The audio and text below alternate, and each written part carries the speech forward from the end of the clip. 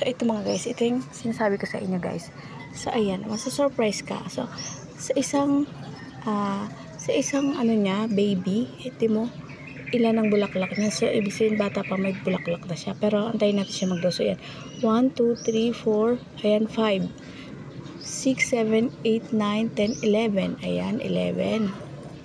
Ayan guys, 11, 12, 13, 14, 15, 16, 17, 18, 19, 20. 20 na yan guys. Ayan, 20. So, 20, 21, 22, ayan, 23, 24, 25, 26, 27, 28, ayan, 29, 30, ba, 30, 31, 32, 33, 34, 35, 36, 37, ba, 37, 38, ayan, 38. So, ayan, diba guys? 38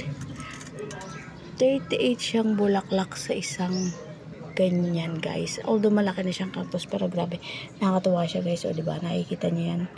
Ayan yung sinasabi ko sa inyo guys. Kaya, matagal makapatubo ng cactus, pero kapag namulaklak naman, sulit. Ayan, o, diba? Around 2 years na yata, 1 year yung cactus yan. So, diba guys? Ganda, diba? Sa susunod kapag namulaklak yan guys, papakita ko yan sa inyo guys. Alam ko yung mga cactus din kayo dyan. So, ayan na, diba? Hope you happy to watch my video. Bye-bye!